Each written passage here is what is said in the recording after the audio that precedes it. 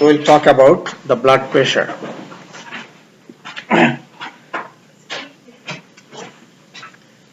Blood pressure is the pressure given by the blood. That's why it is blood pressure, right? On the arterial wall while the blood passes through them. That means passes through the arteries. So, blood pressure is the lateral pressure. Why it is called lateral pressure? Because you see, if this is the blood vessel, blood is inside the artery or blood vessel, and blood goes this way, right? But while the blood passes through the blood vessel, the lateral pressure is the pressure goes to the wall. So lateral, not this way. Lateral pressure. Blood pressure is the lateral pressure given or exerted by the blood on the arterial wall while it passes through it. Now, blood pressure, there are two types of blood pressure, systolic and diastolic. Systolic pressure is the maximum pressure during the ventricular contraction.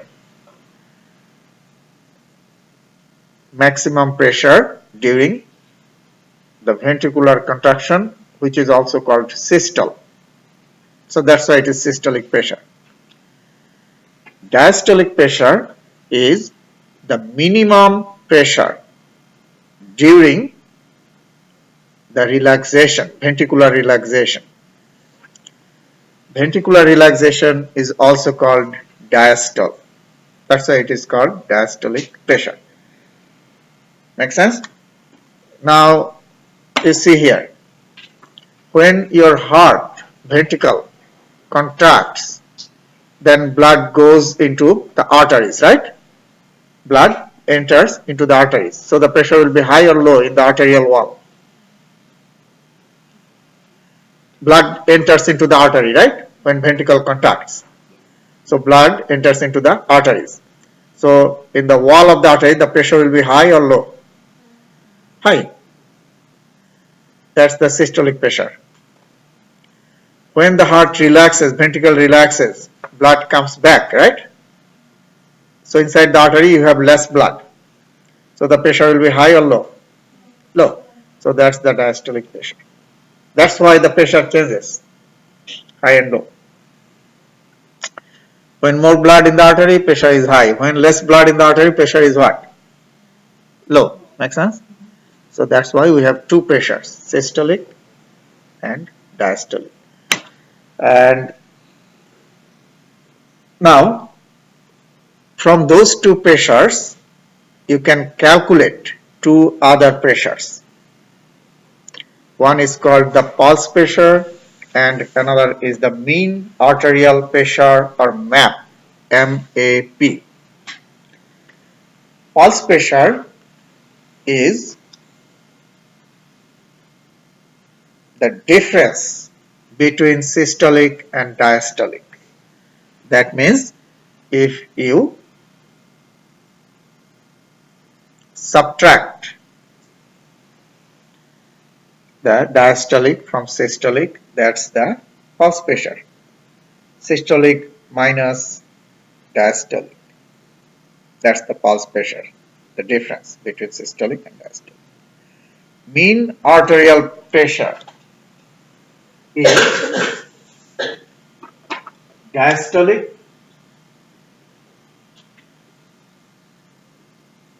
minus 1/3 of pulse.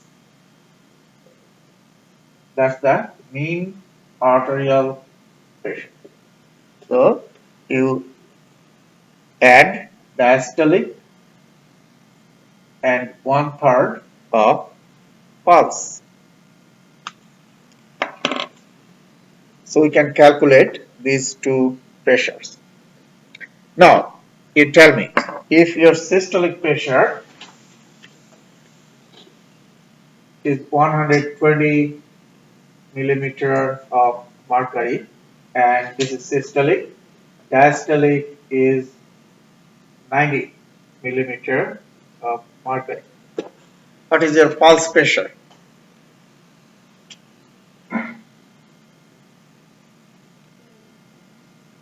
What is your pulse pressure?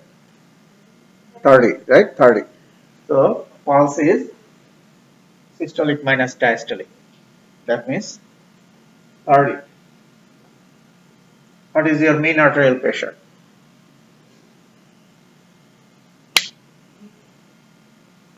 Say loud. What is mean arterial pressure?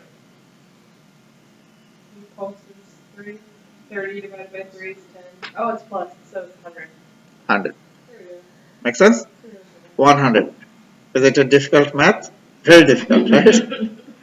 Sounds very difficult. Uh, so 90 diastolic is what? 90, right?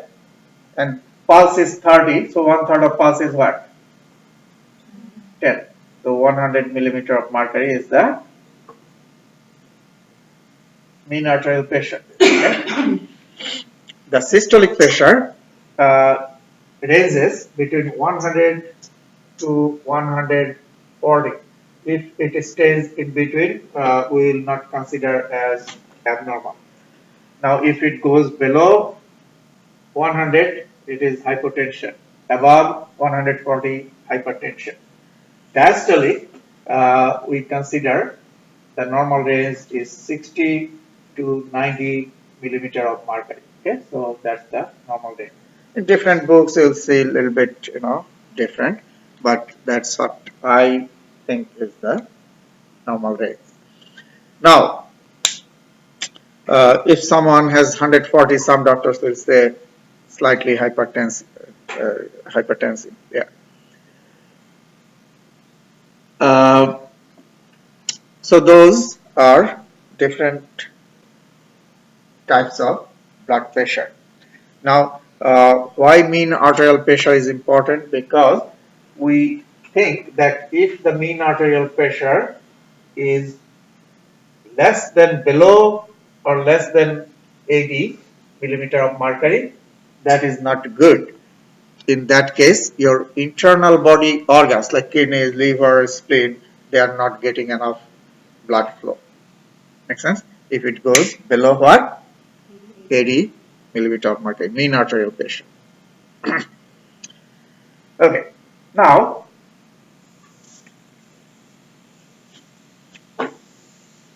blood pressure is directly related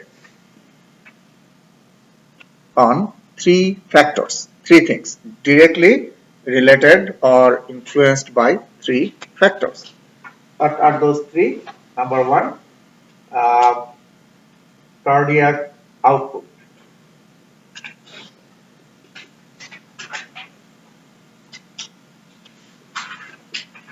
Okay. Another is total peripheral resistance. Total peripheral resistance. We also say peripheral resistance. And blood volume. Blood volume. So those are the three factors directly related to the blood pressure. If your blood volume is not changing, if the blood volume is same, then blood pressure equals to cardiac output times total peripheral resistance. So that's the calculation. That's the math. If the blood volume is fixed, not changing, then blood pressure equals to cardiac output times total peripheral resistance. Now, what is cardiac output? Just think the name, cardiac output. So, how much blood gets out from the heart, cardiac means heart, in 1 minute. That is cardiac output. How much blood gets out from the heart in what? 1 minute. From which chamber blood gets out? Atrium or ventricle? Ventricle, right? So, from your ventricle, how much blood gets out in 1 minute? Okay.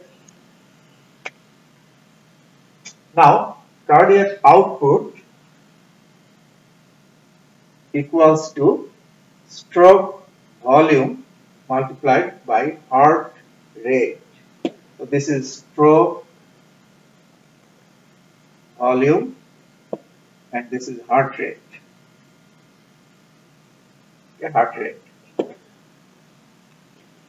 So cardiac output equals to stroke volume times heart rate. Why? Stroke volume is the amount of blood gets out from the heart in one stroke. This is what? Stroke, right? In one contraction. So, how much blood gets out in one contraction? That is what? Stroke volume. Make sense? And how much blood gets out in 1 minute? That is what? Cardiac output. Did you get the difference? In 1 minute, if your heart beats 70 times, total in 70 times, how much blood altogether is getting out? That is the cardiac output. In one time, how much blood gets out? That is the stroke volume. Make sense? So, that's why we say that cardiac output is stroke volume. That means one time how much blood is getting out multiplied by heart rate. How many times your heart is beating in 1 minute. Okay. So, that's the cardiac output. So, now you tell me if in one contraction your heart, that is the stroke volume, right? Your heart pumps out 70 milliliter of 70 milliliter of blood. That's the stroke volume, right? In one contraction. And if your heart contracts 80 times, that is the heart rate, right? 80 times per minute. What will be the cardiac output? Stroke volume multiplied or times the heart rate, right? So, what will be the cardiac output?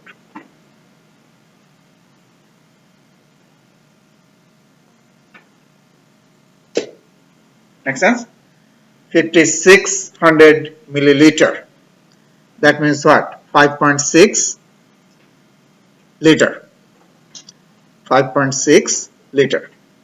That's the cardiac output. So cardiac output in normal adult ranges between 5 to 6 liter. Here is 5.6 liter, right? So between 5 to 6 liter. So now you tell me your cardiac output, how much blood will get out from the heart, depends on what?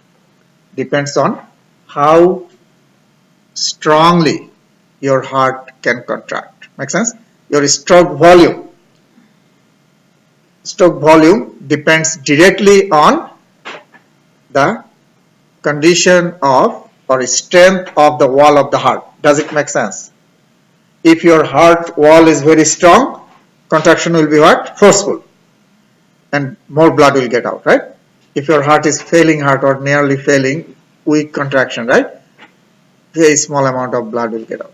So, stroke volume directly is related to the force of contraction. Is it clear? If force of contraction is strong, more blood will, cardiac output will be more. So this part, now let's go back to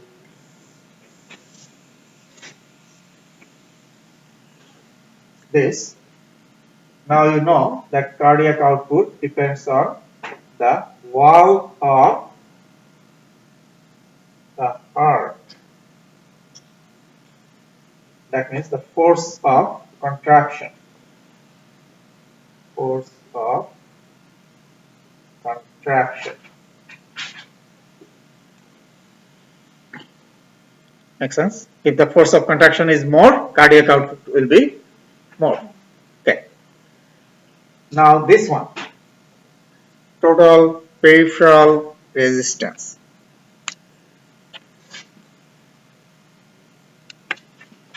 What are the peripheral organs of cardiovascular system? Which one is the central organ of cardiovascular system?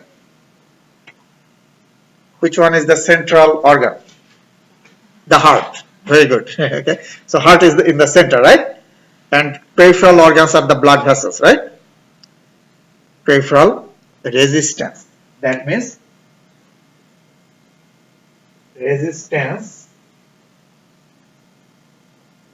given by the wall of the blood vessels. That's why it is called peripheral resistance. The resistance given by the wall of what? The blood vessel. Now let me explain that to you. You have a blood vessel like this, and another blood vessel is very narrow. This one is wider, okay? And this one is narrow. So when same amount of blood will try to pass through these two, where the resistance will be more, smaller one. The resistance is higher here, right? Because same amount of blood, but is passing through both, right? So the resistance is less here, resistance is more here. Make sense? So now another condition, that is number one. Number two, you have same sized blood vessels. Okay, same amount of blood is passing. This one has more elasticity. So when blood is trying to pass through this, it can expand, get big. This one has no elasticity, so it cannot change. So in which one the pressure will be more? Resistance will be more. This one. Because this one will get bigger, this one cannot get bigger. Okay? So the elasticity is another factor, right? In the wall of the artery. So two things. One is the size of the lumen, another is the elasticity in the wall. Or elasticity of the artery. Make sense? Okay. So that's the peripheral resistance. The pressure or resistance in the wall of the artery. Now, you know that when we get old, what happens? The elasticity of the arterial wall goes down. When we are young, in the wall of the artery, elasticity is what? High, more. When we get old, elasticity goes down, is lost. So that's why when we get old, the chance of getting high blood pressure is more. Young kids, they don't have high blood pressure usually, right? But many old people you'll see have high blood pressure because the elasticity of the arterial wall is lost. So the artery cannot expand. Okay? So the pressure will be more. Make sense? That is one. Now another condition, you tell me, that is the elasticity. Another is, you love to eat fat, cheese, butter a lot, and in your arterial wall, a lot of fat cholesterol has accumulated. So the artery will be what? Narrow, right? And another person doesn't eat fat too much, so his arterial lumen is big. Make sense? So this one is narrow, this one is big. So in which one the pressure will be high? This one. Make sense? So those people, they eat a lot of fat, and if the fat accumulates in the wall of the artery, that is called atherosclerosis. The lumen will get narrow, the blood pressure will be high. Blood pressure will be high because lumen gets narrow. Okay. So those are the two reasons why the peripheral resistance changes. One is elasticity, loss of elasticity, the resistance will be high. Another is the size of the lumen, if it gets narrow because of the accumulation of fat. Let me see anything else you need to.